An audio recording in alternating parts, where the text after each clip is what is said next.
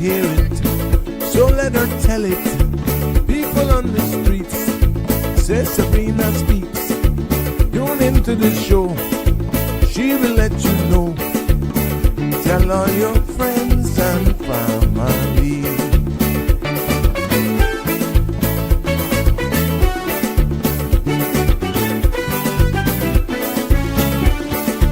Real talk is no joke. You get the news straight up from grassroots and concerns. You can hear some people gone. So tell all your friends to tune in to Good evening, Cayman. I'm Sabrina Turner, and welcome to Sabrina Speaks, your daily dose of clarity, truth, and community insights. Every weekday from 5 to 6:30 p.m., we're tackling the issues that affect you, from national headlines to grassroots concerns. Whether you're in traffic or winding down your day, this is your chance to hear it straight and speak your truth. So buckle up, Cayman. We're not holding back. This is the show. We gotta let you know. Now we got to go.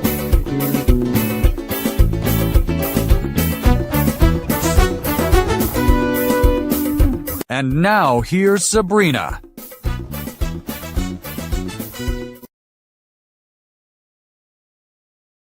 Good afternoon, Cayman Islands, and good morning to our global family. Welcome to another episode of Sabrina Speaks. Happy Monday to everybody. We're Voices of the Islands, conversations for the world. And the podcast where voices rise, stories unfold, and inspiration take center stage. I'm your host, Sabrina. How has it been? Hope everybody's had a fabulous weekend. Yes, and excited to embark on this week, 1 week and days closer to Christmas Day.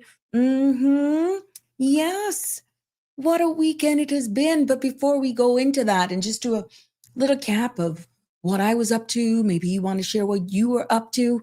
Embrace the Monday. It's 5 o'clock somewhere, and I'm hoping that you've had a productive day thus far. So guess what I hope all of you did today? I hope that you chose to be happy. You let go of what's gone and be grateful for what remains.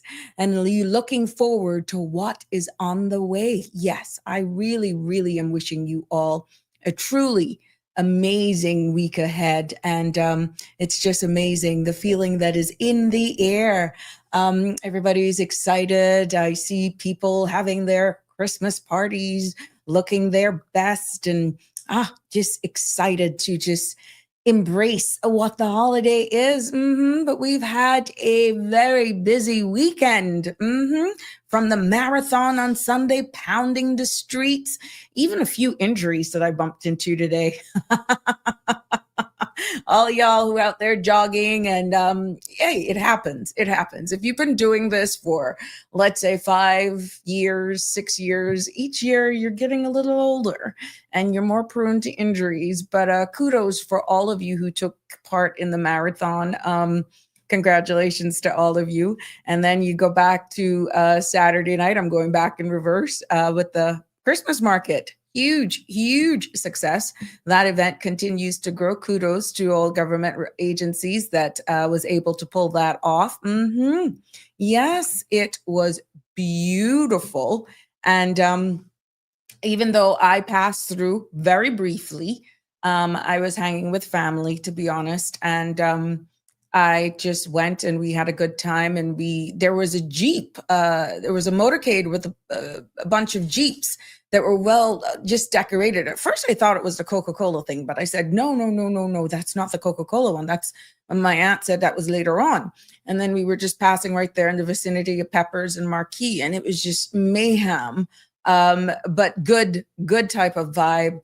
Everybody in their Jeeps, all decorated, and everybody was just waving. It was really, really nice for the portion that I caught on Saturday night. And then guess what? The circus was in town as well. Yeah. Then, like I said, all of the parties that took place to all of the resorts, and however you chose to do it. I know some of you prefer to do a luncheon. Some go into the parties at night. and all of that sort of stuff. You even did a weekend staycation just to make sure that you stayed on site for your staff party. Kudos to all of you. Well, that kicks off the holiday season, and kudos to all of you who dress up and just be nice. You never know. Can wonder which one Carol is going to be, a third, fourth, or a wheel.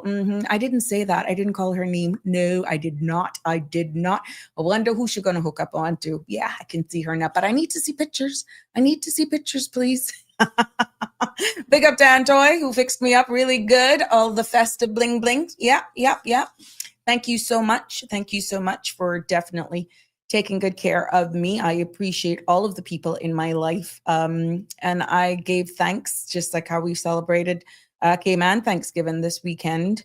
However you chose to celebrate it, I give thanks to everyone who God has put in my life, whether they're the people that cut the yard, to those who deal with my nails and deal with my attitude when they're doing my hair. But that goes both ways.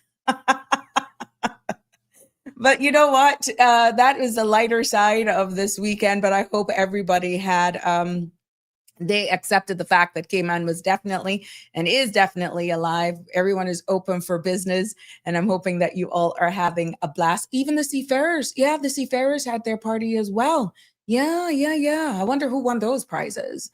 Yeah, those tickets were good. And it was for good cause, of course, every year. The Seafarers Association, they put on their party the first Saturday of December. Yeah. But joy met reality as well, as I was scrolling through some of the headlines as well that happened last week. And I think you may have seen it as well and may have heard the chatter. I've heard it a few times while I was out and about. That 2 cruise ship visitors were actually robbed at 7 Mile Beach.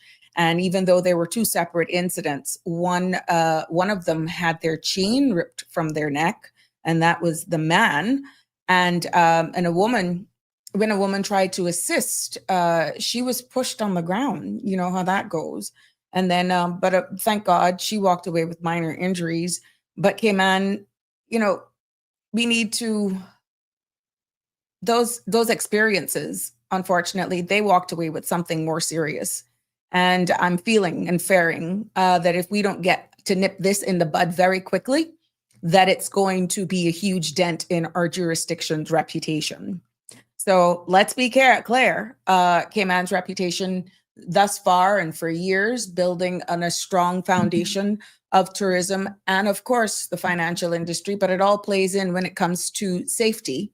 And, it's really been built on our safety, our tourism product, the warmth of our people, and definitely where trust is concerned. And visitors who come here, not just, for sand and sea, but because they believe that this is really exactly the place and one of the safest places in the Caribbean.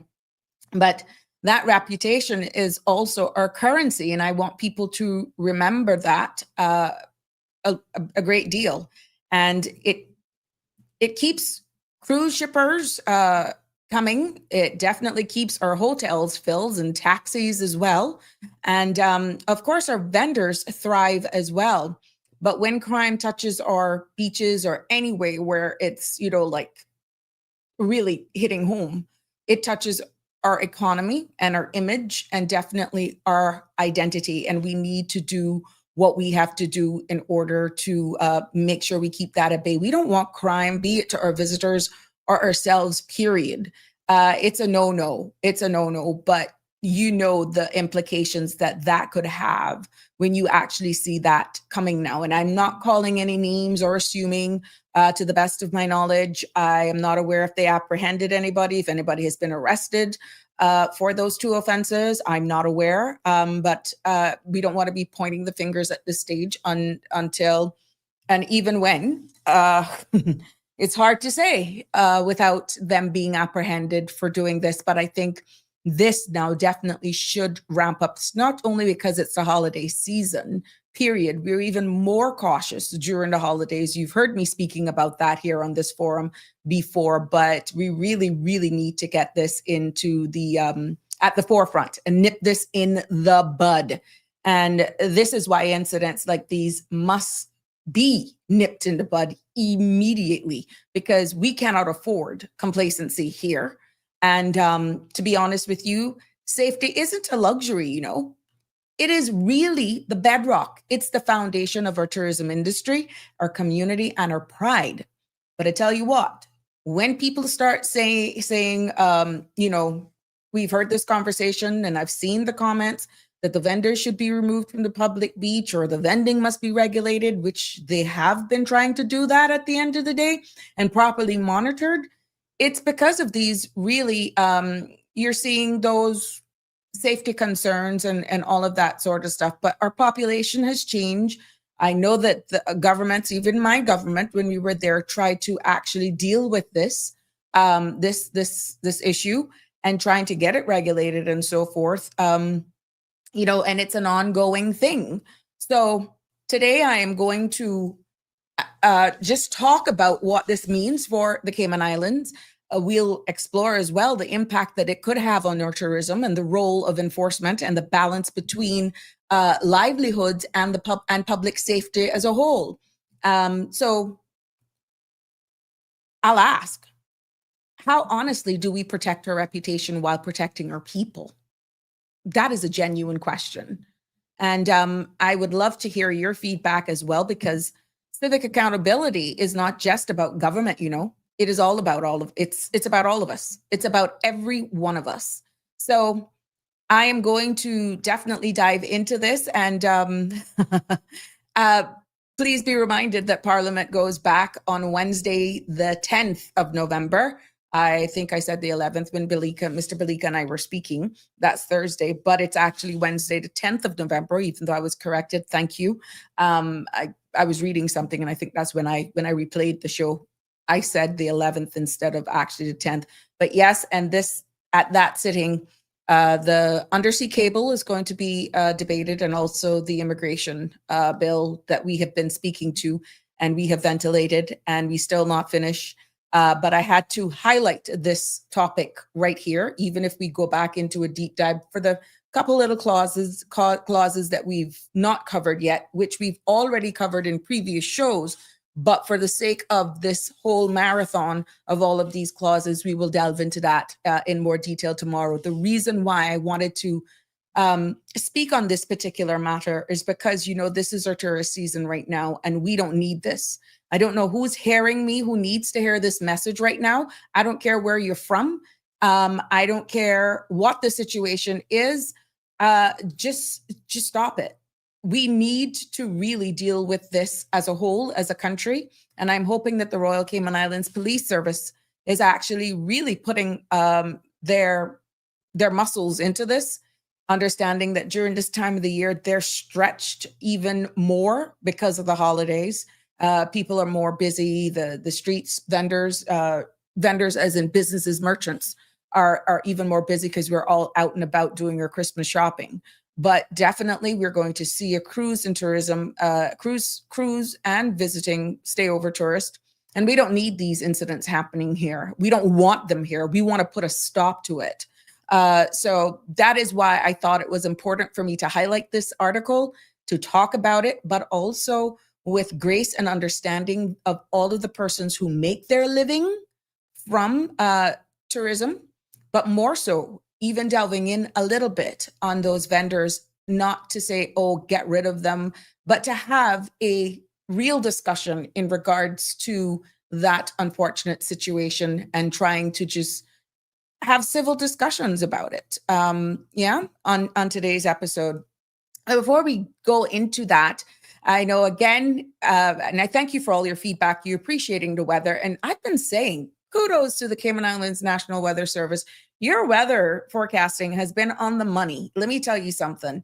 And I thank you for doing such an accurate job. Kudos to the funding and that you're actually doing it. We're seeing it. But for this evening's weather, the synopsis calls for fair conditions with light winds and smooth seas are expected in the Cayman area over the next 24 hours as a frontal system approaches the Northwest Caribbean. Now, satellite images show a few low-level clouds drifting over the Northwest Caribbean. Tonight's forecast calls for partly cloudy skies with 30% chance of showers For the sister islands, temperatures will fall near the mid to upper 70s. Winds will be east at 5 to 10 knots, becoming light and variable at times. Seas will be smooth with wave heights of less than 2 feet. Tomorrow's forecast calls for partly cloudy skies with a 30% chance of showers. Temperatures will rise to the upper 80s with a heat index of 96 degrees. Winds will be easterly at 5 to 10 knots, becoming light and variable at times. The sea will be smooth with wave heights of less than 2 feet. Tides for today, it'll be a low tide at 7:29. Tomorrow, there'll be a high tide at 12:52 a.m. and a low tide at 6:58 a.m. Sun will set this evening at 5:46 and sunrise at 6:48. Tomorrow evening sunset will be at 5:47.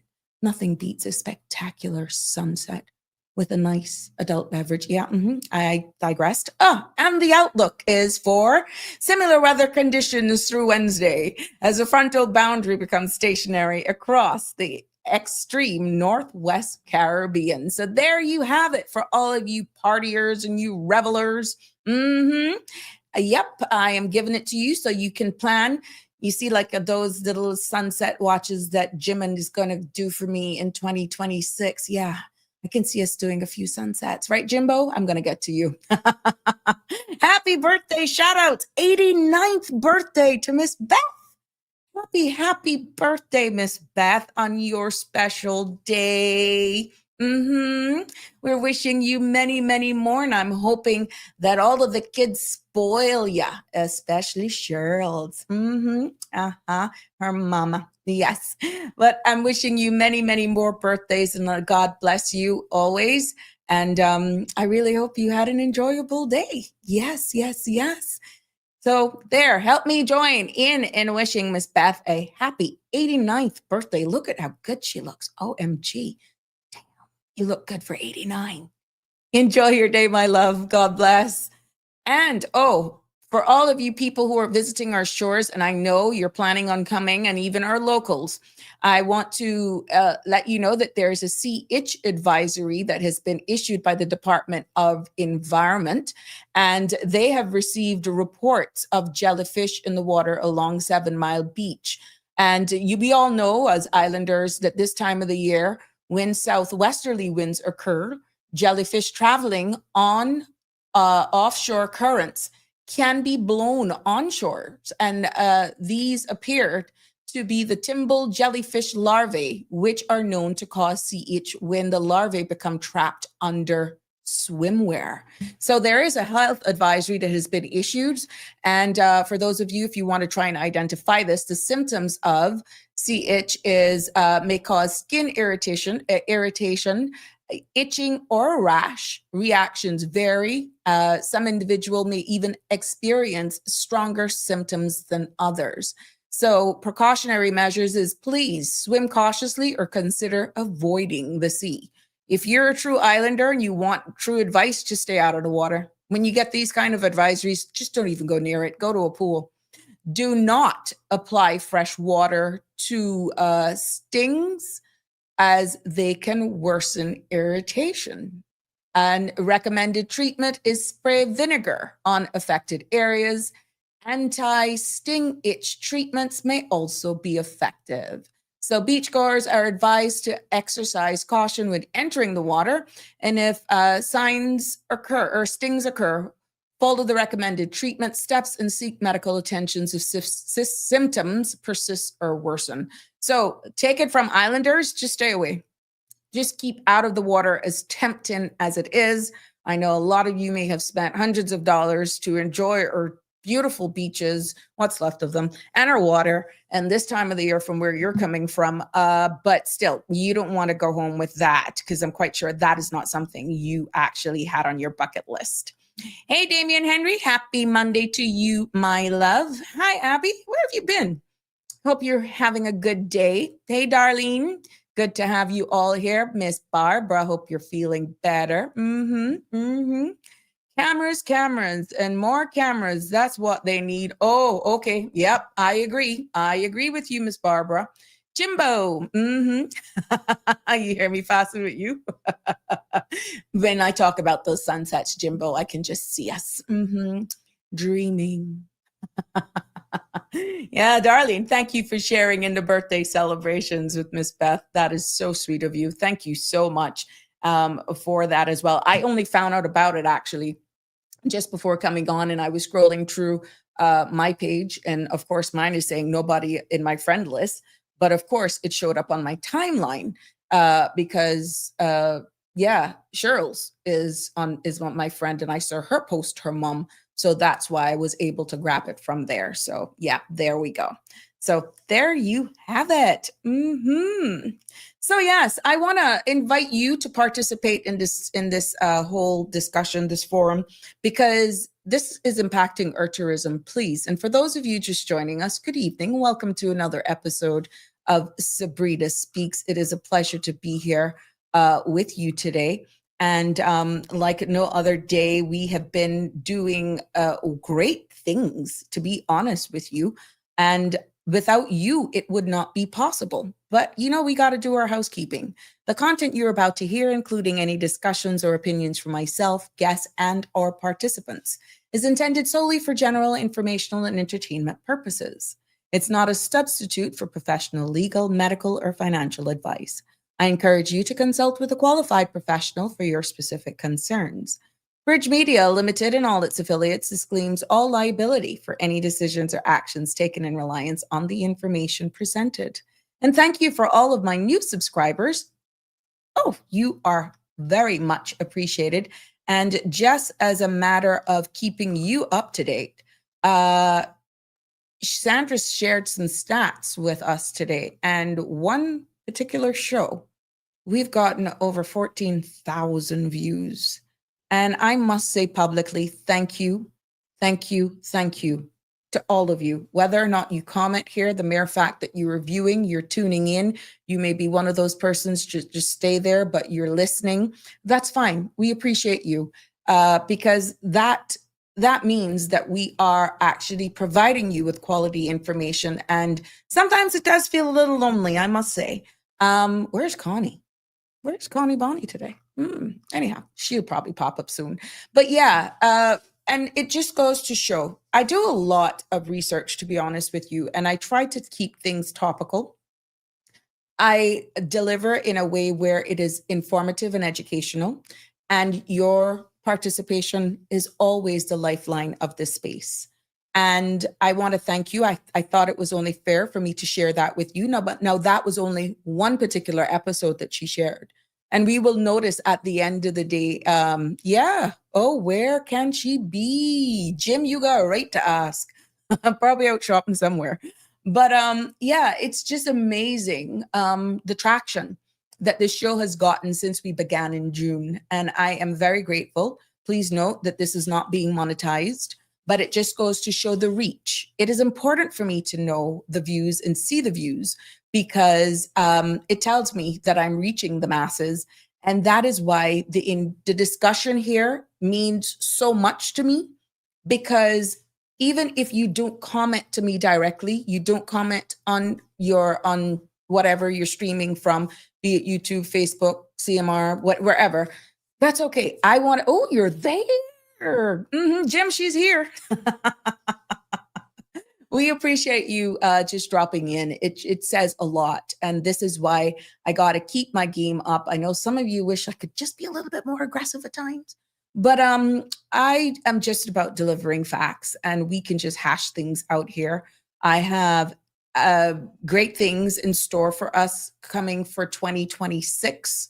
But you know, the end of the year, how it has been going, just getting my feet wet and all that sort of stuff.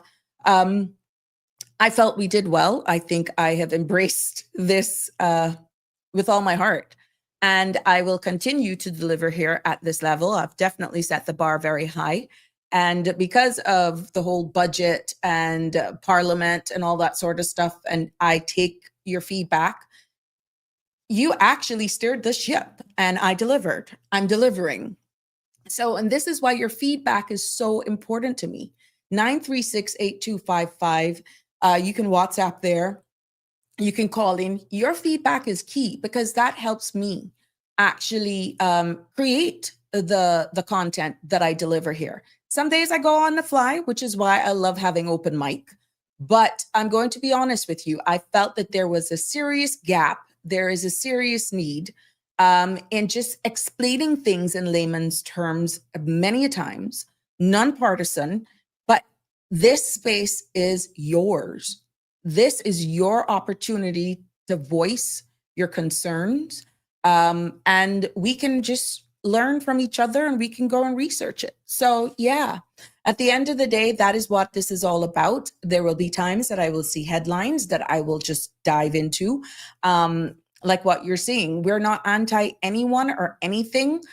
We're just here going to air it. And that is why my opinion, personal opinion in many of these episodes does not matter if it is your space. I will be more than happy to moderate and do my research because, of course, I have to have content. That's why you come back. But you will never hear, boy, this, or I treat this one different or that. No, no. It's clean cut, straight. Let's do this together. And we just move along and we have the discussions. So, yeah, that is the aim. I'm looking forward to 2026, looking for some more deep, hard-hitting discussions as we look about what's happening internationally, what's happening right here locally that can impact every one of us.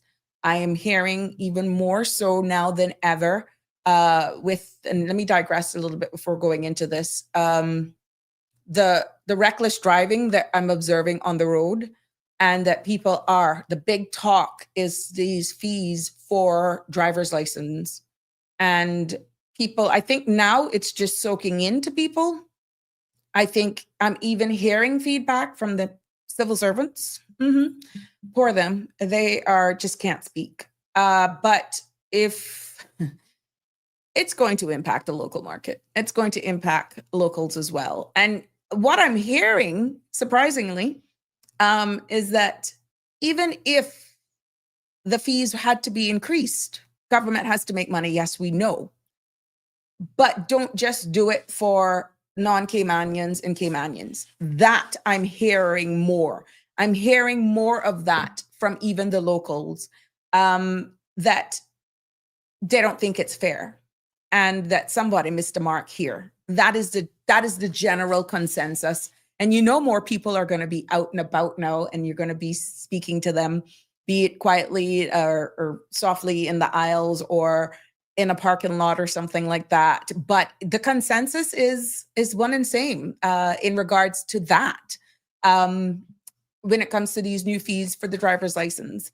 And again, resounding that only now you're going to have persons driving without license and registration.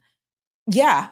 And they're going to be, I actually heard someone says the very same traffic officers are going to be impacted by these increase in fees. And who to tell? Who's going to be monitoring them? You're going to have a same traffic cop who's on a contract just like his brother or his sister in the same thing and know that it's hard hitting. Who's going to monitor them? Yeah. So this is the bigger conversation about that is coming through. And I'm only quoting what I've heard or what is being discussed more widely is that they're feeling it should not have been like that. It shouldn't have been that high. And it should not have been just for expatriates. I am not no economist. I am not a know-it-all. But I really felt they should have done a little bit more homework on that. And I'm hoping then that maybe on Wednesday, the 10th, they will have their feedback, maybe in a statement using their parliamentary privileges to speak a lot about the things. Who to tell? They may actually be speaking about some of the stuff that we spoke here about. I'm just trying to educate myself and then share that with you. So at the end of the day, it would be good for them to say something in regards to that, but I don't think it's probably at a point where there's no return. I don't know. Let's see what becomes. But from what we're hearing from those who have worked in the legal field and working closely with these laws and bills when they're tabled and they're going to Parliament. Pretty much the notification period is just to tell the people it's a notice. If you want to weigh in on it, you weigh in on it. But it's like, this is what we're going with. And let's see what'll happen. But we will share the link here with you, cmrtv.com. I'm quite sure we'll also share it as well.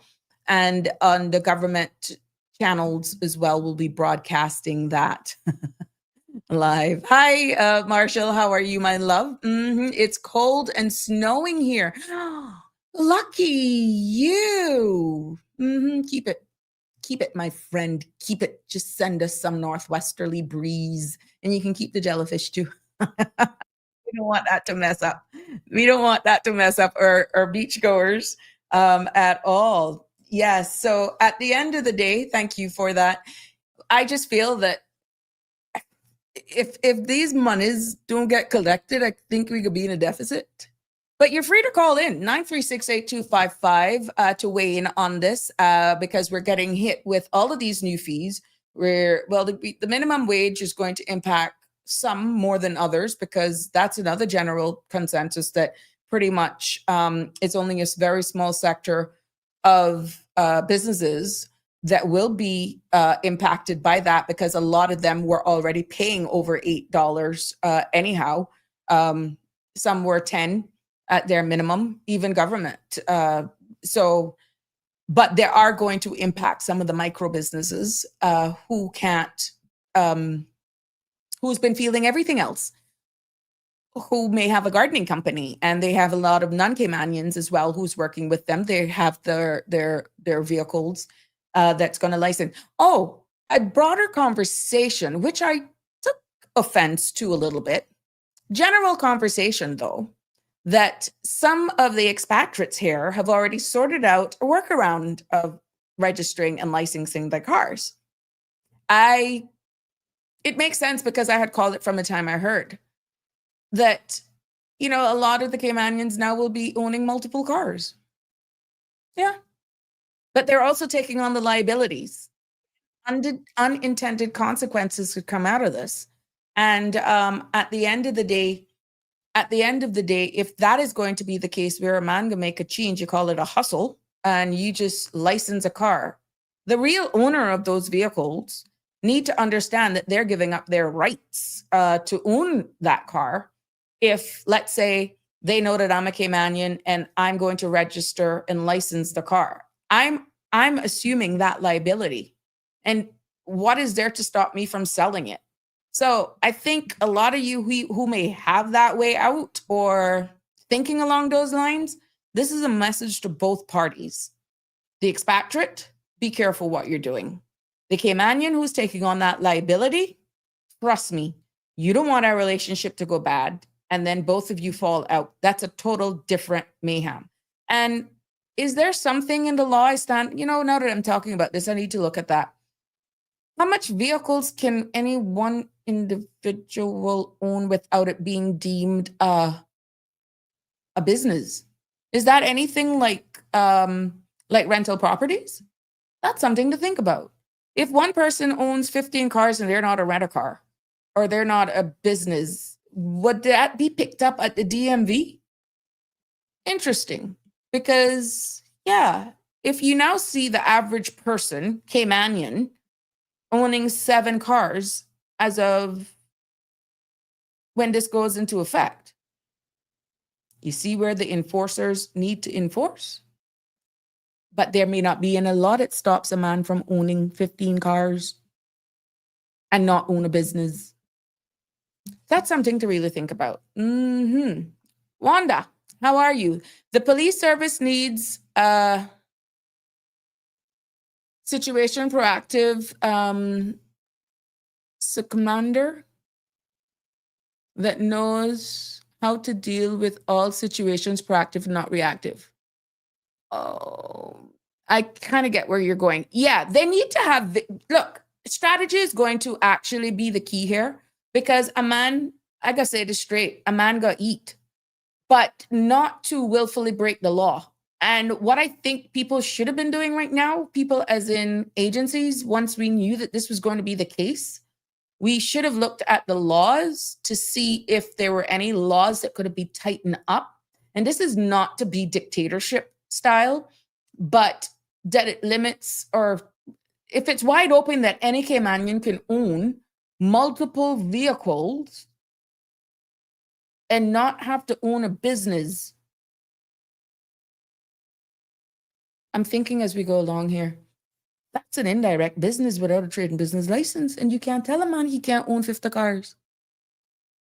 Interesting. For all of you persons out there who are in power, that's one scenario.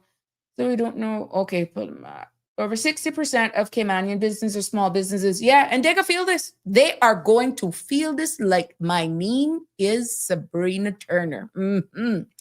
Marshall, not lucky. You don't like this. No, I love it. I love it. But I have to condition my mind. I love it. I actually love to vacation anywhere that's not tropical. If that's really, especially this time of the year, that's when you really feel like you're traveling, to be honest. Not bashing my regional brothers and sisters, but I like where it's cold. Unlimited what? Danny, explain for me. Red flags. Jim Norris. Red flags. Yeah. Oh, but the situation. Look here. That is going to be something, gosh. I was more thinking about it for Caymanians who are married to foreign nationals. And that's as far as my mind was going. And their spouses aren't yet eligible for Caymanian status. They're going to be impacted by these high fees because the law says Caymanian. And I know I dabbled into this a little bit on Friday, I think, on that open mic segment. But more and more this weekend, like 3 different conversations, separate locations, all different places. And it looks as though the conversations are being had. So it's going to be a very interesting 2026 for sure. Tartarian, that what they get if they had followed the laws and do the right thing, be good and fair citizens, drive safely. None of this would happen to this extent. Mother says, if you don't hear, you feel. Not everybody can feel this, Tartarian. But Caymanians could probably, until they realize and close that gate, there's an opportunity for people to own multiple vehicles and just license and insure them for non-Caymanians. But they are taking on a liability. Too late. Cayman is already a communist country. Oh, when I said that dictatorship. See, I got to remember what I say, when you guys comment. Unlimited cars, watches, parcels of land. Okay, so there you go. Open season for people to have multiple cars, and OMG, there you have it. Oh my God. But yeah, but poor little me, I only went as far as being married to a foreign national who hasn't gotten status yet. That household income is going to be impacted by these raising fees. When you look at even the police service themselves, not picking on them, or healthcare services, a lot of them that are working there, frontline staff, are not Caymanian, and they need to license and insure their cars as well, just like everything else. I don't think that was thought through very quickly. Not to tell you that the prices didn't have to increase, but this thing about putting non-Caymanians, again, I just feel it is being compared as the most expensive driver's license pretty much in the world. And we don't have proper public transportation. So make it make sense. And then going to say that it's not going to impact the domestic market, the locals. Who are you kidding? That is a bunch of hogwash. People are seeing it now. They're feeling it. They know it's about to come, and it is going to impact. I don't care what they say. And it's pretty sad. All the way from Australia. How are you? Thank you for tuning in. It's your winter over there. No, is it winter? Your summer in Australia now, isn't it? Yeah. Thank you for joining us. See, I tell you, we going all over the world. Thank you. Thank you so much. Jimbo, what has happened to Cayman, the quaint, peaceful, tropical island? Ain't nothing happened to Cayman. Ain't a darn thing happen. We just need gatekeepers. We need persons in positions to start listening and not thinking that, you know what we need, Jim? People need to start speaking. People need to start speaking. This will continue to be a runaway train if we continue to be with this mentality of, as long as it's not on my doorstep, it doesn't impact me. We got proof that 60% of the businesses here in the Cayman Islands are small businesses. Okay? 60%. And at the end of the day, these fees are definitely needed to balance the budget. But at what cost? So the chances of this being withdrawn or pulled back, ladies and gentlemen, is slim to none. If you're going to balance the budget, guess what? If at anything, it's going higher up. I've also heard the disappointment that the civil servants are not aware that they're going to be getting any cost of living increase, no COLA this year. They were hoping that it would have actually been, but there's no announcement as yet. Maybe that's going to be their little Christmas gift, and maybe there will be a statement being made on the floor of Parliament later on this week. If it's not now for Christmas, maybe you'll have something for the first quarter of 2026. Who's to tell? But up to 11 o'clock, 12 o'clock, they were not aware that they were getting any COLA. And again, if the budgets are tight, if all of these fees now being introduced do not come to fruition, then we could be in a little pickle here in this country where the budget. So we just have to be understanding. I guess you have to trust the government that they know what they're doing, that they've done their research, and all of these fee increases and hikes were actually consulted on and they were properly advised that it wouldn't impact, or the fear mongering and the scaring wouldn't run people from here. But to say that it won't impact locals, I think that's BS. It's going to actually impact every person on this island and all immigration statuses, including however you want to categorize a Caymanian. I only have one Caymanian. Once your status, you Caymanian. If you're born here, you Caymanian. I think it's going to impact everybody at some point in time. And if that is definitely the case to balance the budget, this is only probably phase one of what's to come. Okay.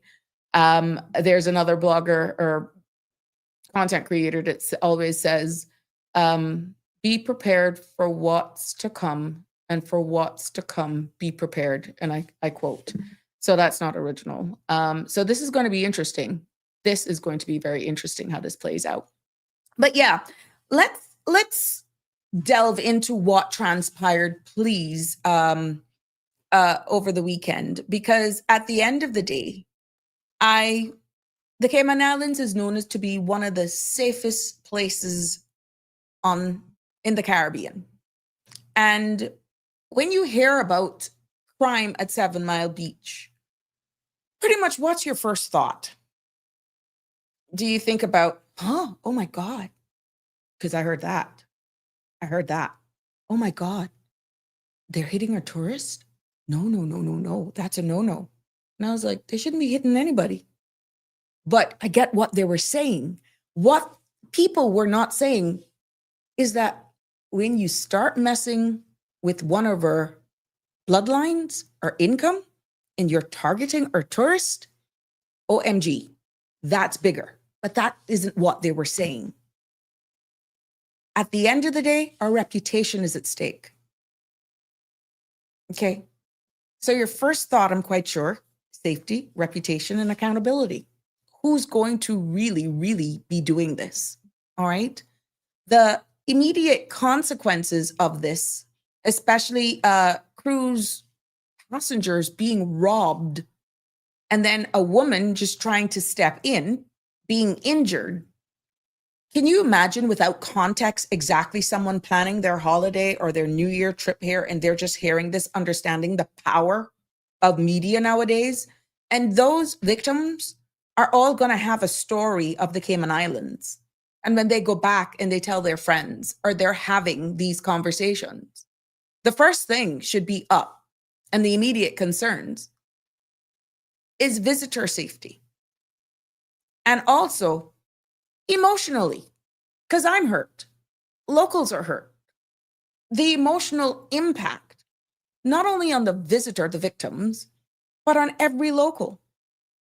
How do you explain this as a tour bus operator, someone working at one of the local stores, that, someone come in here and they ask you, oh, is the Cayman Islands safe? I'm quite sure, without hesitation, you say yes. And you wouldn't be lying. What we're saying is, this is not the first time something like this has happened, but so blatant. We have heard persons go to the beach and they have put their stuff down and they're in the water and they come back and they find stuff. Okay, you call it petty. There's a reason why I'm saying it like this. But then you see where it's gone to now? It keeps ballooning. It keeps ballooning. It keeps getting bigger. And this is why it has to be nipped in the bud. There's been allegations of all sorts of stuff happening at the public beach, that you have your regulated vendors, you have your unregulated people who are there.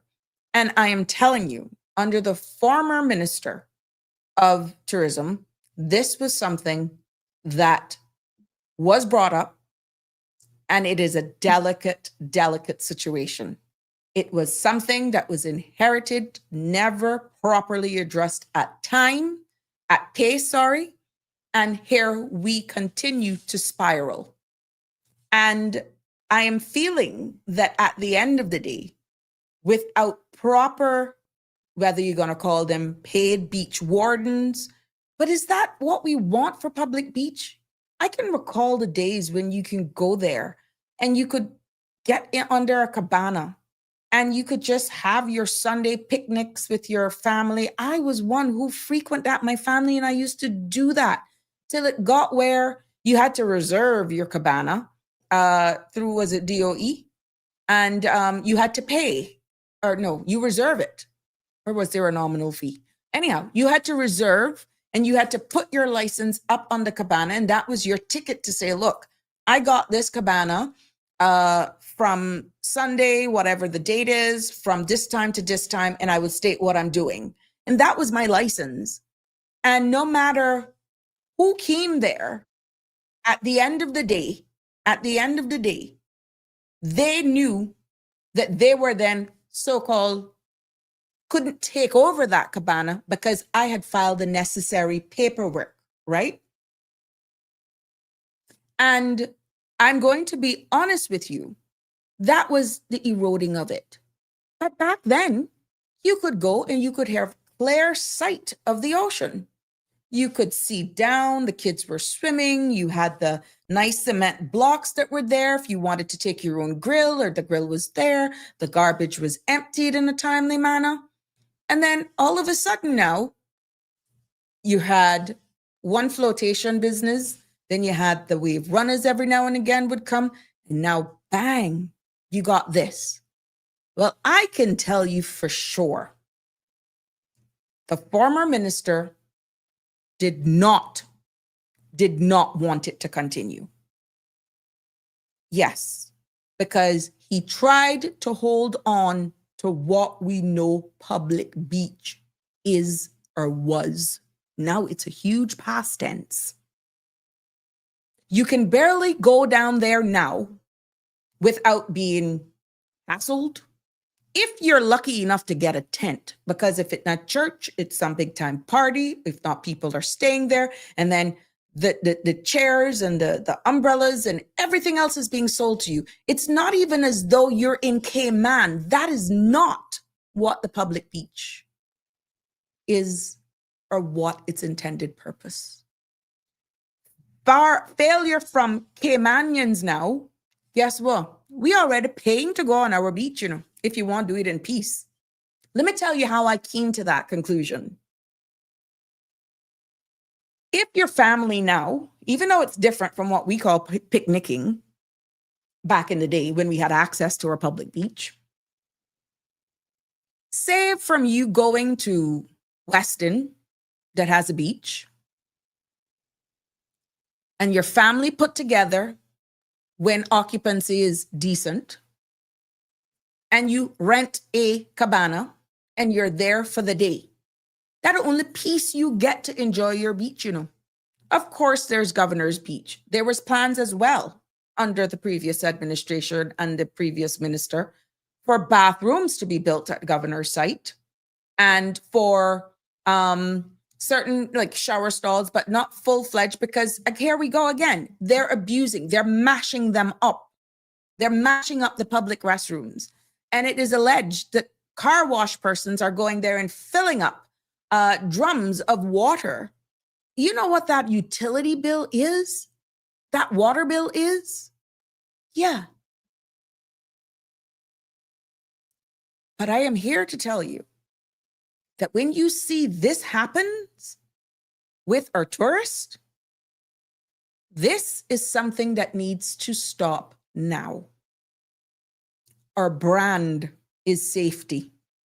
The Cayman Islands brand when it comes to tourists is friendliness and what left of our world-class beaches. Okay? We don't need this type of behavior happening. And I will implore my colleagues to let's deal with this now. We're talking about I see a comment here. We're talking about the beach vending and the robbery that took place on 7 Mile Beach. That's what we're talking about. Yeah. So that's what we're talking about. Marshall, first of all, the government needs to renew revenue, but the increase should have been gradually. This was about the driver's license. Yes, people are saying it should have been in a phase. It should have been a phase approach. Hugh, we're a British overseas territory jurisdiction. The Cayman Islands is British overseas. Yes. Hugh, are you an African? No, I'm not. No, I'm not.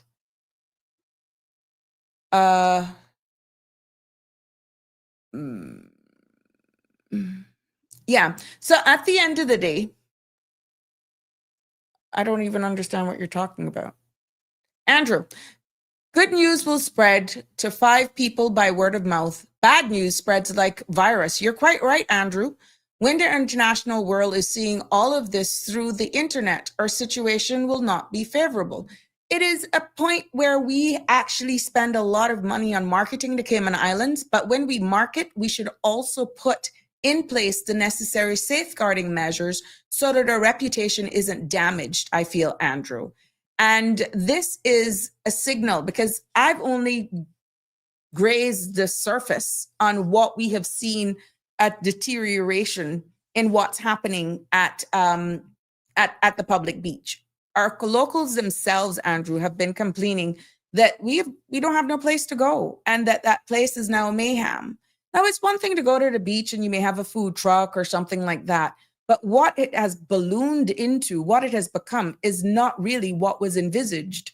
And now, without proper enforcement, everything is being sold there. And that is the lack, whether or not of enforcement arm or proper regulations. It could be a combination of both. Like I commented, what has happened to Cayman? Not peaceful anymore. And Wanda, Ladner Water Public Beach, a police officer, they manned 24/7 with the CPR training and our people and visitors alike. What happened to the 4-wheelers they bought to patrol the 7 Mile Beach? I don't know, Wanda. I haven't seen those in the newspapers for a while because we would see them patrolling like during the Easter time. But I'm feeling that maybe this is going to be something else that's going to probably come up a little bit more. And for us to really keep that. The funding is there. That new funding that was given to the Royal Cayman Islands Police Service will now take it into effect on the 1st of January.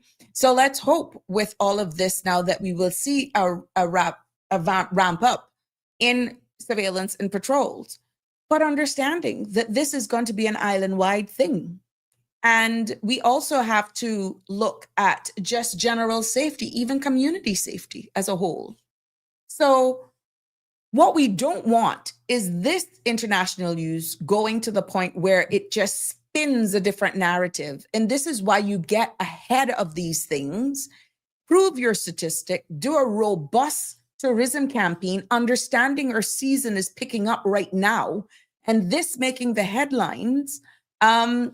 It's not something that you can't get ahead of, but also at the same time, make sure that the necessary enforcements are there in order to show that we are being proactive and reactive all at the same time so that this can be combated.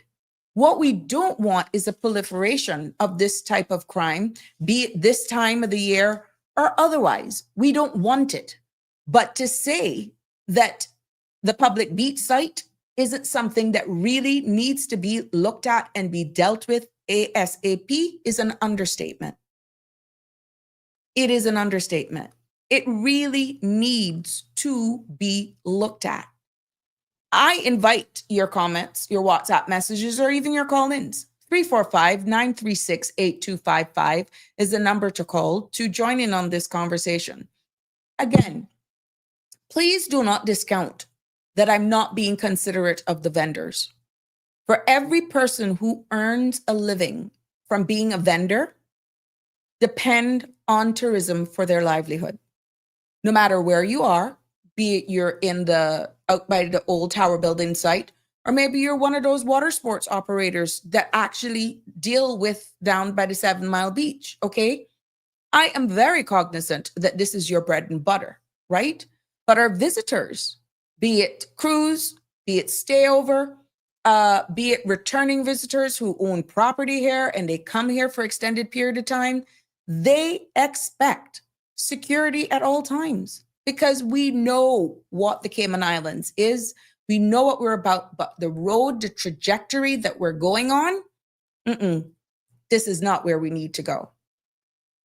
So at the end of the day, it's a bit about balance of empathy, being fair, being understanding, but we must protect livelihoods. But safety is non-negotiable, in my humble opinion. It is non-negotiable. Yeah. What's up with you people? Like governing things you ever heard?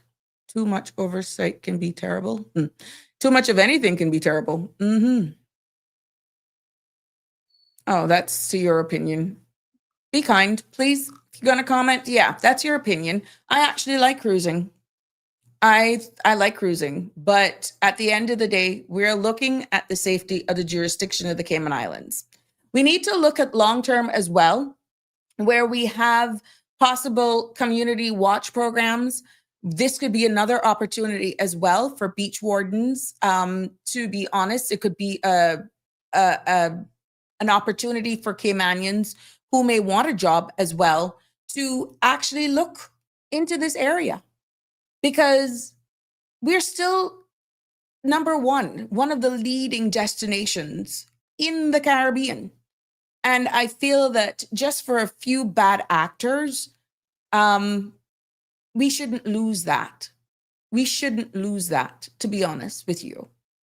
But at the end of the day, what I need to drive home is that Cayman's reputation for safety must never be taken for granted. And I want to make sure that at the end of the day, we need to all speak up when it's actually impacting one of our main lines of revenue. Safety is key. Safety is key. And that can impact all sectors. It can impact the financial industry. Definitely, it's going to dent our tourism. And look at the trickle-down effect. look at the trickle-down effect to all of our service providers in the hospitality industry. Yeah.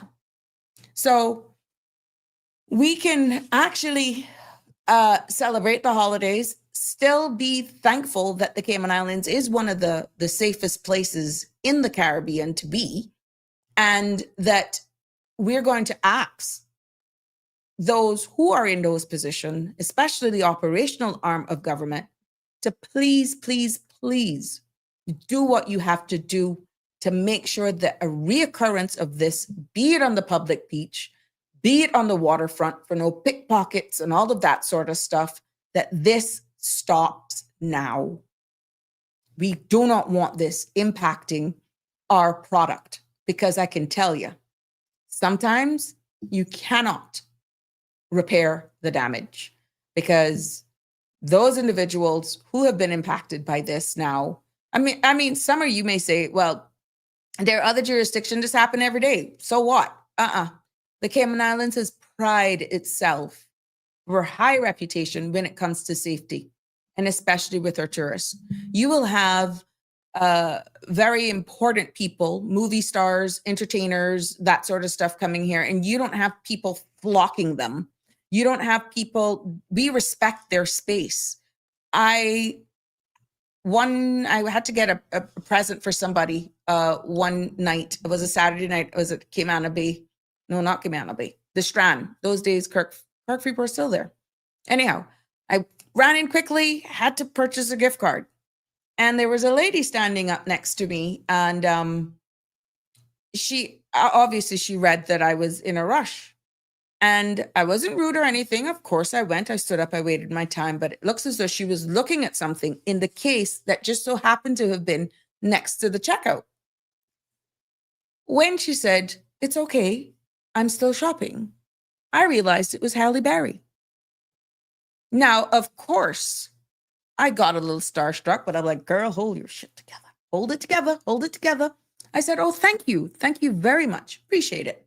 And all we did was swap places. She came where I was. I went closer to the register. I checked out and I left. I didn't go gung-ho at all. I didn't go crazy. And that's one of the things that the Cayman Islands is known for, that we respect them, because at the end of the day, they're on vacation. They like their privacy. And that's one of the things that gives us our high ratings for, that sort of stuff. And this is why it means a lot to me for some of you who may think that I'm rambling on, but make these occurrences keep happening and you will understand. You will thank me. You will thank me for bringing this to the head. Okay? We are unique. We are special. There are lots of other jurisdictions that can sell sun, sea, lots of fun, even more embracing of their own culture when compared to us. But the thing that keeps coming back about the Cayman Islands is our safety, our cleanliness, and when they do get to interact with Caymanians, how warm and friendly we are. However, it is being stated that they need to see a lot more of us in the hotel industry and in the tourism industry. But we are there. We are there. For every minibus driver, for every taxi driver, for everyone who opens a door, for everyone who's selling those handmade artifacts, like my ladies from West Bay and the thatching and all of those, from all of those who are working at the turtle farm, at the turtle center. This is going to impact you. And this is why I want to put a spotlight on this very important topic. Yeah. This is not isolated by any means. So at the end of the day, hold on, I got a message here.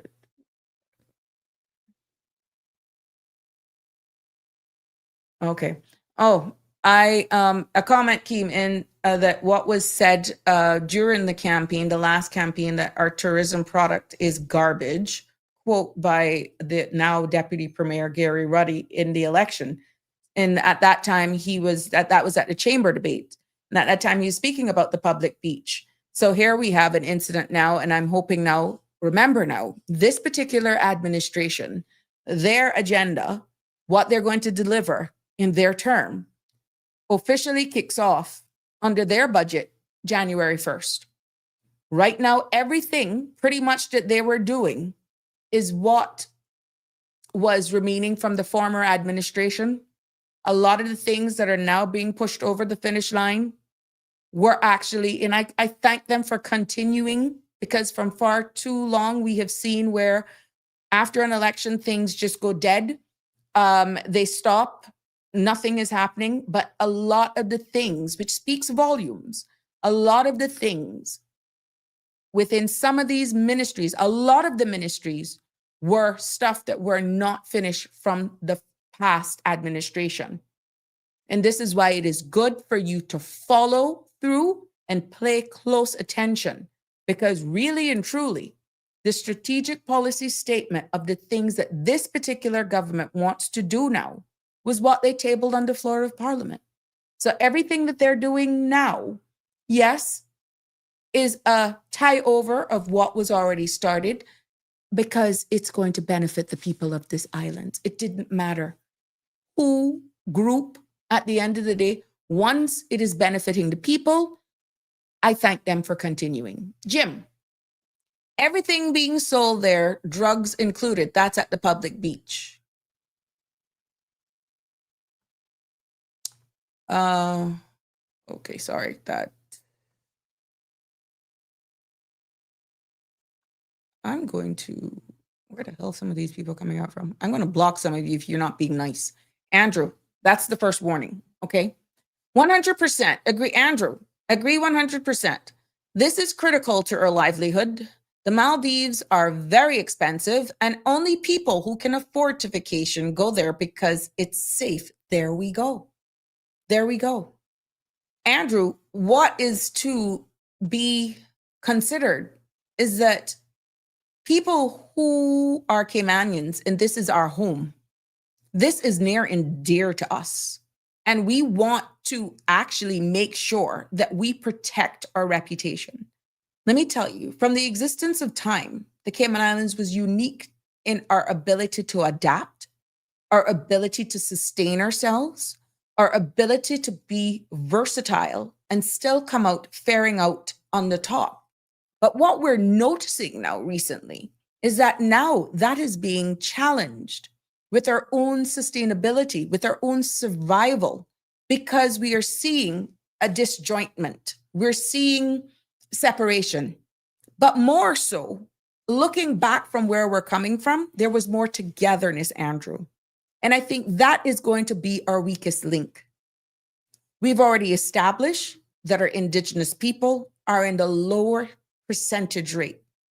That should mean we stick together even more moving forward. Mood Cruise, how are you? There should not be vending on the beach, period. When you go to the beach, bring your own refreshments, tourists too. The beach is for recreation, not commerce. That was the mindset of the former minister. I mean, you had Calico Jacks that were there. You had, I think, Jiffo, or one was across the road, whatever the case may be. I'm talking specifically about public beach. And people really just, it was Mood Cruise. That was the unique thing about going. You saw people taking their grills. They took their own food. You saw people with their bag lunch. And they did it all there. That was the joy about going there. But now, you can barely get one of the huts now. Now, do we need other sites for public beaches? We're seeing where they're going east. But why shouldn't the Indigenous people, why shouldn't Caymanians be able to, why shouldn't our own be able to enjoy the best side of our island, so to speak, where the water quality is concerned? Now, this is by no means bashing Rum Point, Cayman, Kai, nothing like that. Please don't get me wrong. I just prefer the water on the 7 Mile Beach. For some reason, every time I go in the water up at Northside, that side, I get I guess you'd call that CH from the turtle grass, even if it's not close proximity. I still go and I still enjoy my island, but at the end of the day, I still prefer the water along the 7 Mile Strip. That's my personal preference. Now, I love that end of the island because it reminds me very much like Cayman Brac. It's very, I would say, cottage. Like you really feel like you're on an island when you're out north side, the eastern districts, and but it's just for me, the water quality is better along the 7 Mile corridor, and this is why Caymanians are now feeling at the end of the day that that's done. People will tell you straight, they can't even think of the last time they've been on a picnic as we know it on public beach, because where is it? Yeah. So there we go. Plain and straight at Mood Cruise, absolutely correct. No business on the beach. Well, like I said, this was supported by a large number, but again, you got to get consensus. Consensus is the majority, and that was one of the biggest problems. That was the biggest problem. And I'm now that the now Deputy Premier, Mr. Ruddy, who's also the tourism minister, acknowledged during the campaign that tourism product is garbage. That's a quote. Let's see what's in store. And I'm hoping that they really then deal with the public beach. And it would be good to know in the public's domain, what is the plans for addressing that? Yeah. So at the end, there's no public beach left, Connie. Yeah. I mean, where is it? There's none. There's none. And that is the sad part, because outside, saved by the Governor's Beach, saved by, and I'm talking about the 7 Mile Strip, saved by Governor's Beach and what we know as public beach, you're pretty much trespassing on other people's property outside of that. I mean, you have your 6-foot right of way, and you have right to be on the beach up to the high water mark. But if that is indeed the case, where do you put your igloo? Where do you put your towel if it's to the high water mark, if you only have a 6-foot right of way to get access to the water? Think about that. You have these 6-foot right of way to get to the ocean. That's an access point. But when you get there and you get to the beach, public is to the high water mark. Outside of that, you're probably on a condominium property that's probably going to have a security guard out there telling you no trespassing, or you're going to have quartered off chains or signs saying no trespassing, guests only. Where do you go? Where do you go? One song comes back to mind, Jack don't want me to bathe on my beach. Yeah. So I don't know what's going to become of this, despite there being CH out there now. I'm going to delve a little bit into the vendor, the culture, and the enforcement part of things as well. Jim, Rum Point used to be incredible. Fill a cooler, take your blankets, towels, snorkeling gear, fishing pole, and spend the entire day hassle-free, relaxing, and a great for the mind, body, and soul. Those days are long gone. Jimbo, you're quite right, because here we go again. If you're not on a private, there is a public beach there, but that's on a side that has a lot of turtle grass too. I stand to be corrected. Now, it's good if you're going over in a wave runner, if you're going over on a boat with some friends. Starfish Point is really good as well. And off of Rum Point Club, is that it? Where Red Seals now own, I think. I stand to be corrected. But yeah, if you go out there and you anchor off and you have a good day, but really for someone just wanting to just drive out there, you're pretty much paying to be on your beach. If you look at what remains. Yeah. So 936-8255 to get your opinion, weigh in on this discussion, even though it's not immigration today. You guys are something else, you guys are something else. But don't worry, tomorrow we could pick it up. We could pick it up tomorrow. I just felt it was very important for those of you who just coming to class that I highlight this, because this beach vending problem, it is a problem. It has been a problem. It needs to be addressed. Our Deputy Premier acknowledged that our tourism product is garbage, And I'm going to be very honest with you. This is one of the things that he needs to actually take into hand. Keith Art says tourists are looking for Caymanians. You're quite right. Where are they? We're all ambassadors. So yeah, there we go. Not against anyone, but speaking for East End, I think the less development and crowding from tourists this way, the better it is. It is so peaceful and it needs to stay that way. So we who live here can continue to enjoy. Thank you so much, Leanne Christian. There you go. And don't worry, them Easterners will tell you where to get off. Good evening, caller. Welcome to Sabrina Speaks. You're live. What's on your mind? Hi, how are you doing? I am fair to fine. You were talking about the beach. The vendors and then the robbery. No, 6 feet. Oh, the right of way. Yeah. The government's been fighting not to register those access points. You're saying that the government has been fighting not to register them? Yeah. So for those that have the signs, wouldn't they be deemed registered? Not all of them, no. Well, I think the ones where the signs are put up, that might be the case, but there are plenty more that doesn't have signs that affidavits were signed for. And there were even tricks like asking that the affidavits be done over. But you don't need to do over an affidavit because that's a statement of fact. And if you want to do over a statement of fact after people have died, we know what you're up to. Yeah. Oh, wow. And I noticed that some of those access ways as well have been blocked by shrub.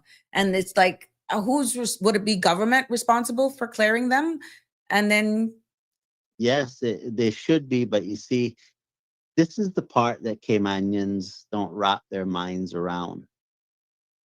When the government says that it's going to do something and they don't do it, then what? At that point, Caymanians do nothing. In other words, the promises of the government is useless because whenever they decide not to uphold their promise, then too bad for everyone else. Right? And so we are the ones who hold the government accountable, but we fail each other by not participating in this civil society. Gotcha.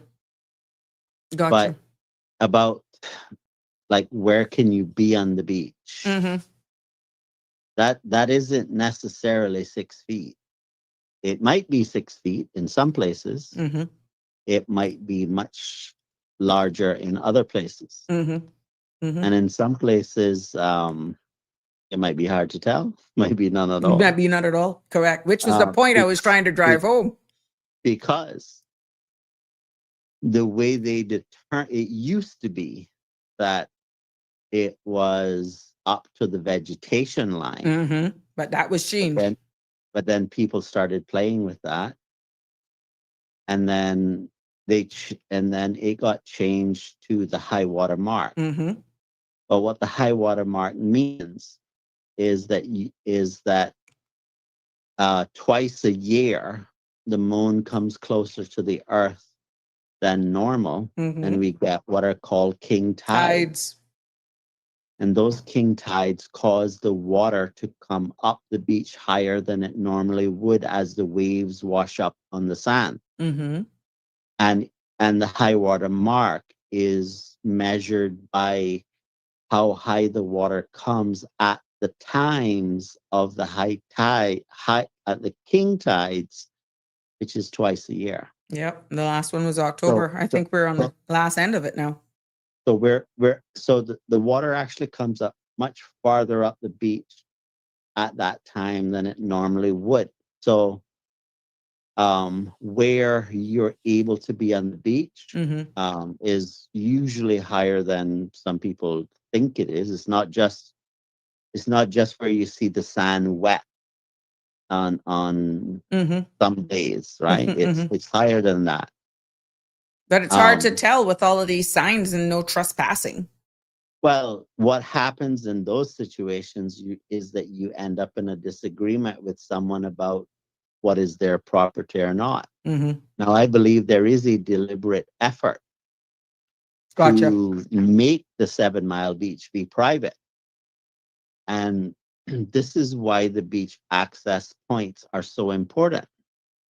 Because what um, the DART organization was proposing to do was to collect all of the beach accesses on the point in the parts that he owns and relocate them One area. to the 7 as an addition to the 7 Mile Beach property. Um, that's not how it's supposed to work at all. Mm-hmm. Because when you obtain the right to access the beach at those different points, that is what is described as an indefeasible right, meaning that you just can't pick it up and move it somewhere else. Your Mm-hmm. right exists in that specific location. Gotcha. The problem that you create when you relocate the beach access points to that central location of the public beach is that you don't have entry points, access points along the beach anymore, Mm-hmm. which means that the only way you can access the beach would be by the public beach or on both ends of the beach, which will you have the net effect over time of meaning that much of the 7 Mile Beach would essentially and effectively become private over time. Now, legally, it'll still be, oh, you can access the beach, but who's actually going to walk down the beach to To access those access it. points? Yeah. Yeah. And that practice of not doing that is what's going to make it disappear. But we're being conned into it, and we're too afraid to stand up for our rights. And so our rights will be taken from us. So, but even with the persons who make their living in this industry, they're Caymanians because you can't be a foreigner without an LCCL. A question was asked, who's selling on the beaches? Are these folks Caymanians? Those were the only ones. They would be. They would be Caymanians. Yes, they Yeah. would be. But if this is the case, that them and along with nationally, these should be the conversations being had with our powers that be. Yeah, well, nothing would prevent the government from saying, well, you can operate on the beach, but here's how you'll have to do it so that you're not being a nuisance to To people. people. Like, if you just think about how it functions when someone operates out of let's say out of a hotel, Mm-hmm. they have a storefront, in one of the places at the hotel, Mm-hmm. and let's say it's jet skis. The jet skis are in the water, Correct. and they're not walking up and down soliciting business on the beach. You go Mm-hmm. to that storefront and you either do business with them or you stay on the beach and mind your own business. Mm-hmm. But sometimes some people do things in ways that you would wish that they didn't. But and it usually causes problems for everyone else. But obviously, there's a demand for these vendors there. If Yeah, well, it wasn't that of case, course, they wouldn't be there. not only that, if they were not there, then Where people would be saying there's nothing to do. correct. Right? So all that really needs to be done is some Regulations. understanding about an understanding about what would be a good compromise for businesses to live within. And I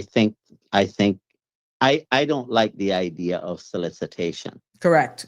The You know, panhandling style of things is what we don't want. If it's yeah. going to be regulated, I think they have those little stick buildings there that they could actually use them. If that is properly regulated and monitored and stuff, however amount they are, that they're only there for the confines. But all of these darn tarpaulins, all of these chairs that are there, it is just blocking up where people could literally be sunbathing or spreading their towels or bringing their own umbrella. It's a delicate balance, to be honest. But what it has become, it's almost like a market on the beach. Yeah. But part of I think the chairs is one of the businesses. Like Mm-hmm. they rent chairs to visitors off the ship and stuff like that. Yeah. But again, it has to be separated in such a way that, you know, people, it's not depriving people of the use of the beach. Correct. And really now that's what, as Tartarian says, there's no way a vendor can make enough money to pay rent, much less a mortgage. It's a waste of time. Let the tourists enjoy themselves in peace. That's what attracts tourists there, peace of mind. Well, I'm not necessarily thinking that you have to go and rent some big area and have extreme overheads. That's not what I'm suggesting. I'm suggesting that where people would actually sign the paperwork to, say, get on a jet ski, for The example, waiver, indemnity. needs to be a setback from the people enjoying the beach and where that person is located. Right. And that person shouldn't be going out and soliciting people right there on the beach. Correct. For business. You have your little table or whatever it is that they agree upon that should be there, your little sign. And if people want to come and rent from you, they come and rent from you because they know you're there, right? But you shouldn't be, trying to just relax and enjoy yourself on the beach, and then you're answering 10 or 15 questions about, no, I don't want this, no, I don't want that, no, thank you, no, thank you, no, thank you, no, thank you. That's foolishness. You're tired. Yeah. It's not relaxing at all. Yeah. Interesting. Let's see how this plays out, though. But I was listening to what you were saying about owning cars. Oh, go ahead. And the thing is that you can't, and I don't think you should, tell people how many cars they can have. But you're right. If somebody is doing it as a business, then they should have a trade and business license. Now, the reason why I think that would only work to some extent for some people who want to do it as a business is that the business will pay for all of the costs, okay, plus profit would equal the sale price. And so I'm not sure what they would be getting rid of, what costs they would be getting rid of, because whoever owns the car is going to have to pay the cost anyhow, right? It's the driver's license, and that's something to the person. But I don't see how you would escape that part of it. You see what I'm saying? Yeah. Well, okay. Even if they take up that cost, but it's not like they're doing a double whammy where it's not only the driver's license but the vehicle as well. So there's still a savings for one part of it. Well, you say savings, so to speak. But whoever owns the car is still paying it. So there isn't no savings. Plus, they have to put a profit on top of it. Correct. So they double more. Better wise, pound foolish. Yeah, I'm not sure where it is they're thinking they're going to save money there. Yeah, so it's going to be interesting. It's going to be interesting. But I mean, but hold on, no. Remember, Caymanians is zero. So for these Caymanians are not paying the exorbitant fees. For what? For the cars. I stand to be corrected. For licensing of motor vehicles. Okay. All right. But what is the profit going to be? It could be half as long as they don't pay that full amount. Well, it might well be, but the point I'm making is that you're not going to have everybody being able to do that. I know, I'm just letting you know that there is unintended consequences here. My question really was like how people rent multiple properties, dwellings, would it be the same for cars? And I don't think that is anywhere right. Car rental business is brutally Yeah. difficult, You see? right? You see? And let me give you an example. I'm told that you can rent a car for $25 a day. Now, I don't know about you, but okay, so what the problem that you'll have going forward is that the government changed the law to say that you can't bring in a car that's older than 7 years Correct. old, right? Mm-hmm. So the situation that existed before, meaning how cheap you can buy the car initially, that doesn't exist anymore. So the cost of ownership has gone up. And um, in other words, the situation is going to be that they would be competing against car rental companies. Right. And so if you go and you get a trade in this business license, what are you going to say you're doing? Mm-hmm. Right? Mm-hmm. Because if you're renting cars, then you're going to take on all of the same obligations And the liabilities through the roof. as a car rental company. Correct. And then so that puts you in a category. You might think that you just want to do it, just for me, just myself, but that's not how it'll play out. You're going to find yourself having obligations that's going to cost you risk. Exactly. And then you're going to have to decide whether you want to take on on that risk or not. Yeah. And when you start realizing that risk, It's if not you don't worth price it properly, then Yeah. it's going to be another story. Nope. But I mean, if they want to be a car rental company, it doesn't matter to me, Mm-hmm. right? I mean, I'm not saying no, I don't want people to have a car rental company. Don't. That's not what I'm saying. I'm just saying that I don't think it's going to be quite as lucrative as you think, because you Correct. have to understand that the person who needs the transportation is going to have to be able to afford it. Yep. And part of the issue that the individual is going to face is that they're going to need to go to their employer and say, well, I need more money. And the employer is still going to have to take on some of that expense. There we go. I'm not saying it won't shave a little off, but I would imagine that with the degree of risk that's associated there, the savings It's not worth it. Might not be that much. Yeah. You might as well just pay your Suck it up license and fee. pay and be independent. Be on your own. Yeah, because owning a rental car now, you have the issue of availability. Yeah, all that. And if you need to be to work on time, you can't be in a situation where you don't know if you'll have a rent a car today. But they would have it. And because it's theirs. But rent it for how long, right? Like you got to be able to afford to do that. The length of the license. Right. And then when you hand it back in, then the question is, how do you get back there to get it? Or are they going to deliver it to you and all sorts of?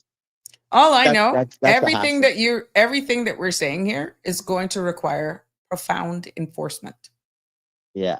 And it goes back to the gatekeepers again. Yeah. And I would imagine that what's going to happen in some instances is that people will do it illegally.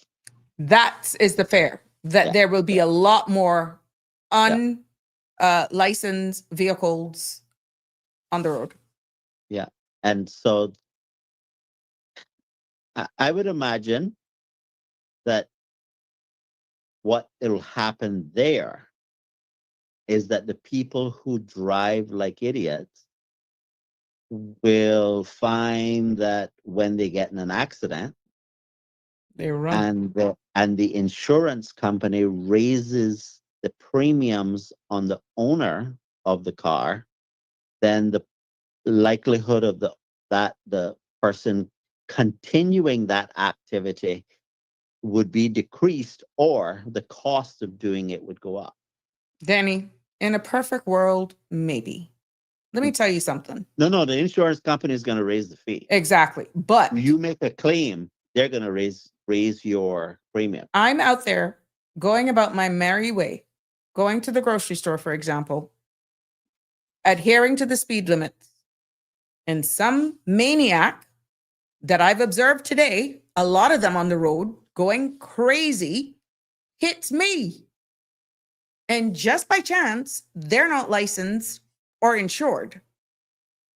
I get the inconvenience of their bad driving. They may leave me without a vehicle because of the damage, for example, sustained.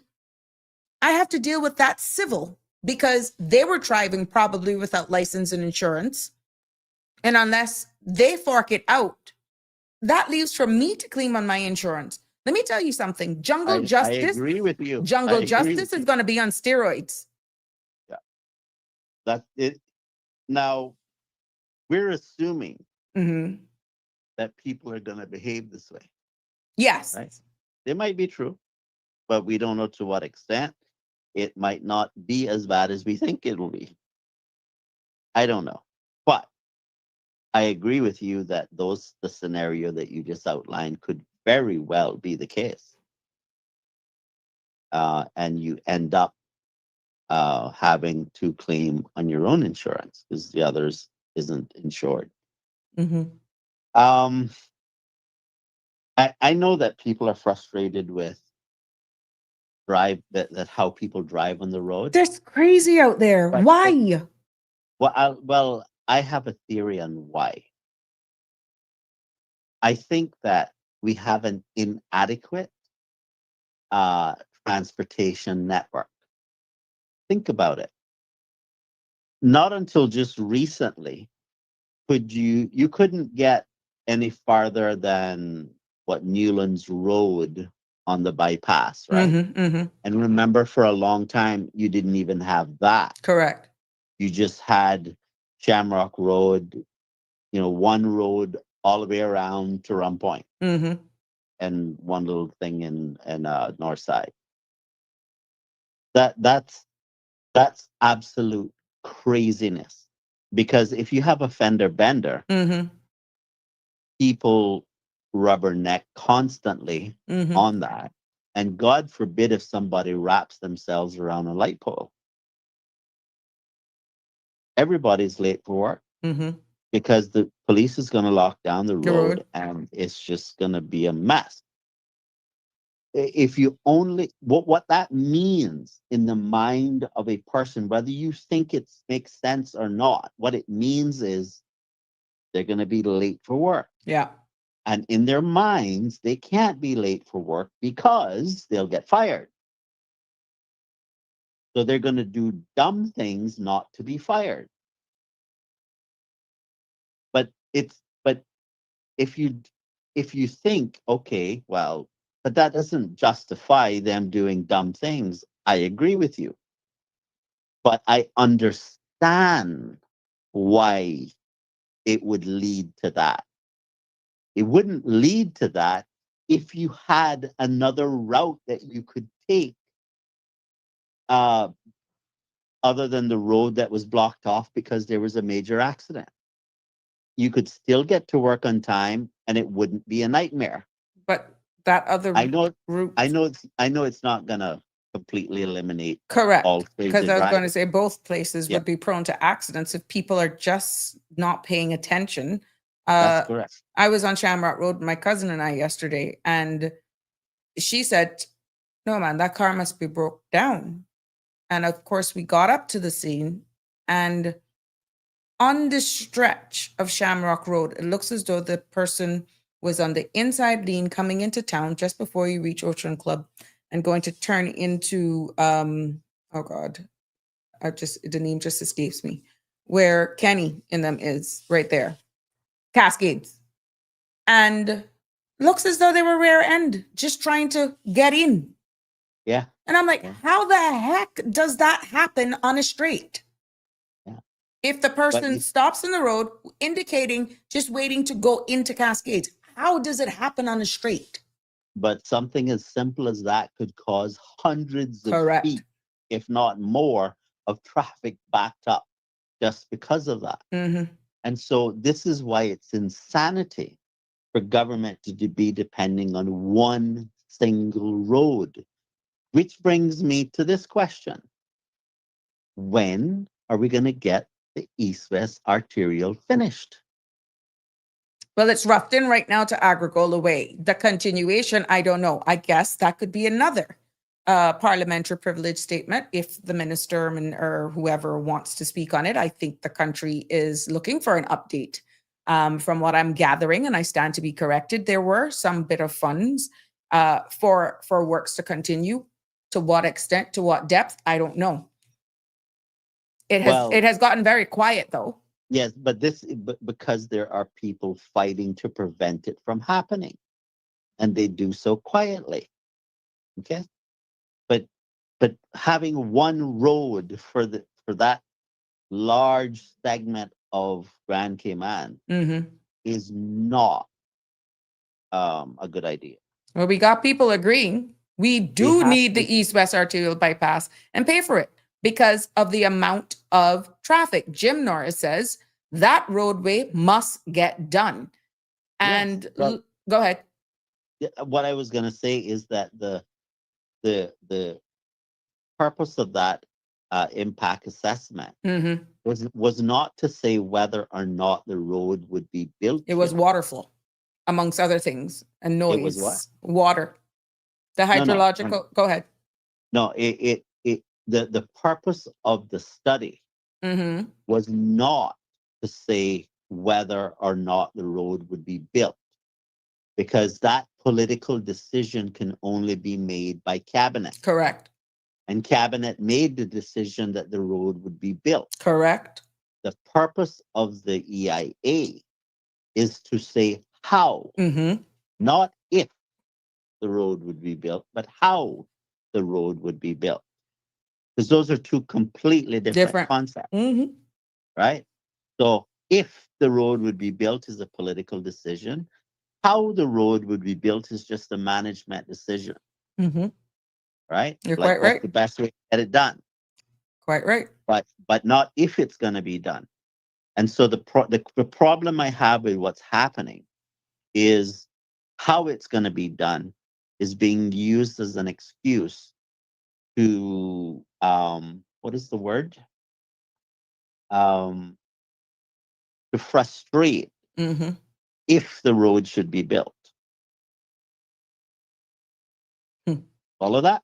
Got you loud and clear. I was there, and I knew this it was taking too long. Too long. And It's I'm sure I unacceptable. know for a fact it's too long. It's unacceptable. People are saying the eastern districts are suffering. That's right. The public needs to make sure that the government, when I say the government, I mean those who hold the title of minister. You make sure they understand that they have to make that a priority, because that has a profound impact upon the efficiency that we can operate at as a country. Right? It's not acceptable that people are getting to work late and getting written up and losing their jobs because they can't get to work on time. That's not acceptable. It's a failure of government to act as expeditiously as it needs to for the benefit of the entire country. Devil's advocate here. As a minister, it's not that you won't, it's almost to the point that you actually want to go and sit in a heavy equipment and go and do it yourself. What if the processes of actually getting it done is what's slowing it down? You remember that I said the operational side of things. You remember what I said, that when you go to do the appropriations bill, instead of just saying, here's what we want to do, because timelines. Yes, right. That's right. Because the reason for that is that you then can hold people accountable. What happens is that unfortunately, that's not the job of the minister. Minister can't Well, hold the operational no, arm accountable. no. Okay. If I plan a project, Hmm. there are reasonable time frames in which you can accomplish things. Don't tell me that it takes you 4 times longer than it would take the private sector to do something, and you think that's a great job. Caller, Don't how long don't have tell we been don't tell on me. this topic for this East-West arterial? How long? Well, How much that is, administrations? but that is because you're playing by the rules other than what I'm describing. Gotcha. You Gotcha. you Gotcha. Gotcha. Gotcha. you just said we want an east-west arterial, Mm-hmm. but you didn't say you wanted it in your lifetime. Good God. Oof. That's the problem, Gotcha. right? You have to change that. Mm-mm. It is unacceptable to say that you hand something over to managers that can't tell you when it's going to be done. That is unacceptable. I would never agree to propose such a project to the country without those kinds of constraints. But even if you get timelines, they don't have to whatever, and then it's left to the minister to constantly be Okay. reporting, and the ministers then are put in the front line saying you don't worth a grain of salt because you can't deliver a darn road. How much terms am I going to give you if you can't deliver the road? Not understanding it is really the pace is not the ministers. I understand it's not the ministers. However, the appropriation bill should set out a time frame in which the project will be completed. In other words, when cabinet is paying for the project to be done, there is a schedule. And payment, you see, civil servants get paid right now because there is no schedule. Civil servants get paid no matter whether the public benefits from the project or not. But that is unacceptable. That is third world nonsense. Every construction project has to have a timeline in which you operate because we incur costs by dragging it out. Mhm. Now, explain to me why I should just pay civil servants to work on trying to get something done and trying to get something done and trying to get something done and never get it done. Why should I do that? Explain to me why that is value for money, Mhm. the public's money. Tell me why it's value. Mhm. Because I think you'd be hard pressed to explain why something should cost 2 or 3 times more than what it should. Right. And the process requires that you demonstrate value for money. So all I'm saying to you is this, is if politicians are willing to argue these positions, then they can hold the civil service accountable to get things done within a certain time frame because the payments are connected to the schedule of the project. Fear of But not right, being but right, reelected because you rocked the boat. well, I understand that there would be politicians who would be afraid to do that. Um, what I would say to you about that is that don't re-elect the popular ones who operate that way.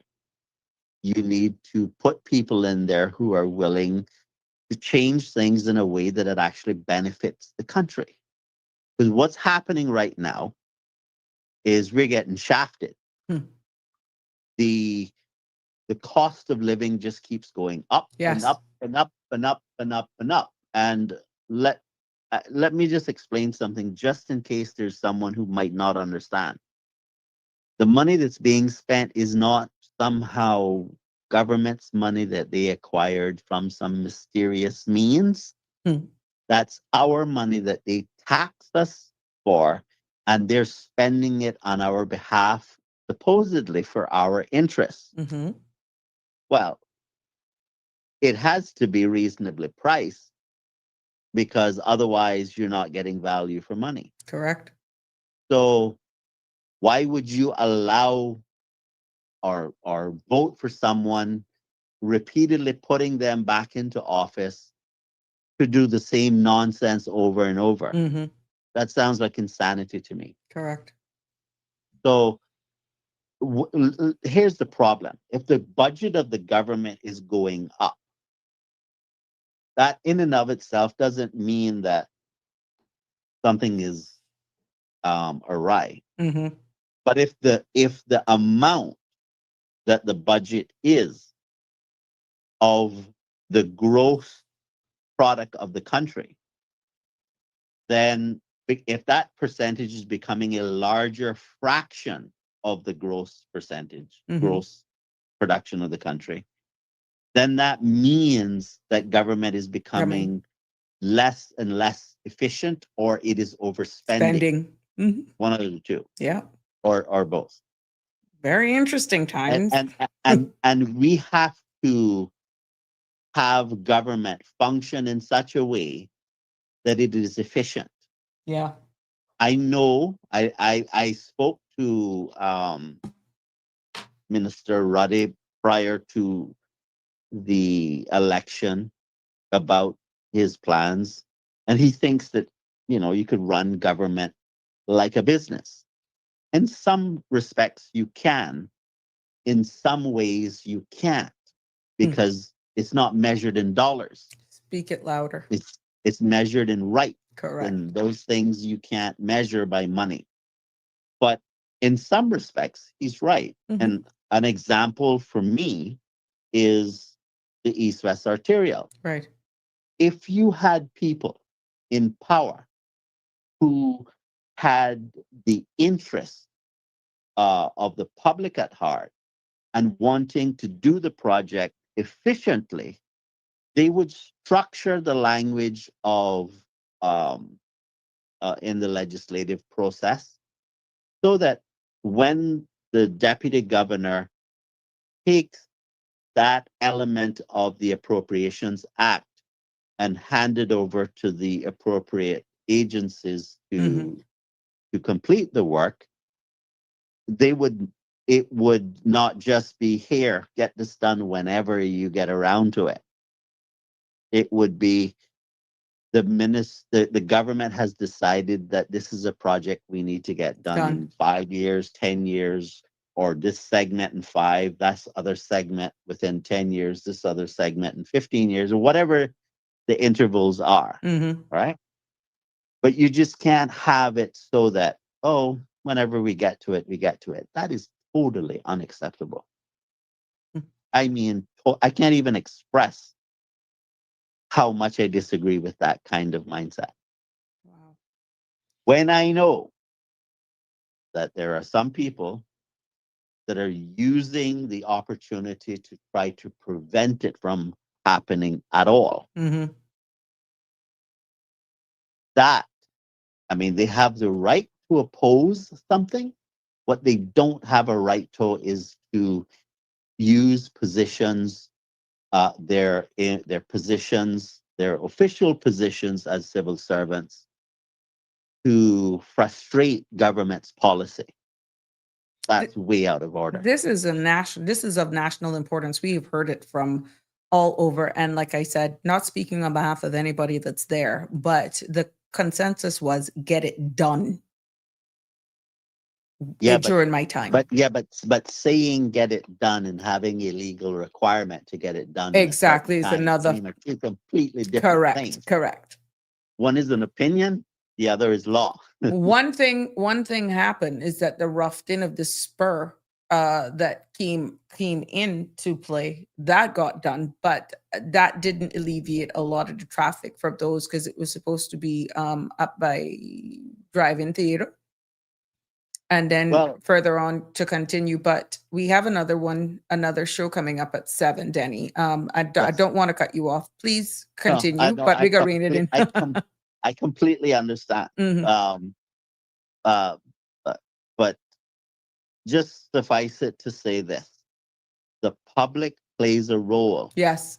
Huge. If Huge. your voice is not heard, correct, nothing will happen. Have a good one. Thank you. Thank you so much. Yeah, there we have it. This conversation is profound. I know we had other persons waiting to call in, but tomorrow is going to be back. We're going to bring back up the remainder of the clause for immigration. MEC We Talk is coming on at 7 on cmrtv.com. And of course, I'm making sure that I'm on my best behavior, exiting stage left so that we can make space for the other shows that are coming up here on cmrtv.com. But thank you for those persons who have participated. And even though we didn't get to delve into the vendor side of things, maybe I can do like a 20-minute on that, so that for all of those persons who are making their livelihoods off of the beach vending or vending period in the industry, and they will have their say at the end of the day. But what we need to keep in mind is that the consensus taken away from even the feedback here today is that our public beach should be a place where you just go and relax and just enjoy those who come. We all coexist here, but also where livelihoods are respected as well. But culture is at the forefront of this, that we preserve our culture. Now, the challenge is finding that balance and regulations as well. And at the end of the day, vendors and locals alike, while ensuring that our beautiful Cayman Islands reputation remains one of safety, hospitality, and definitely community. Ladies and gentlemen, thank you so much for joining me this evening from around the world, even in Australia, to the UK. You are appreciated. Miss Sue, how are you, my love? I hope you're doing well. And for Connie, Bonnie, and for Jimbo, I'm looking forward for you guys to join me back here tomorrow. Please tell your friends. We're going to try to wrap up the different clause of the immigration amendment transition amendment bill tomorrow evening, because remember now, Parliament goes on the 10th. And this will be tabled. But I want to thank you all for your messages, your comments, for calling in. And for those who I didn't get to, by all means, we can bring this back up to just wind down this conversation here today, tomorrow. So please tell your friends, we're going to be back tomorrow with the final lap of the immigration bill that's going to be tabled on Wednesday, right? It has been my pleasure bringing you another episode of Sabrina Speaks. Do have a wonderful night. And as always, love you lots. God bless. See you tomorrow. That's a wrap for today's edition of Sabrina Speaks. Thank you for tuning in and for being part of the conversation. Remember, the dialogue doesn't stop here. Stay engaged, stay informed, and most importantly, stay empowered.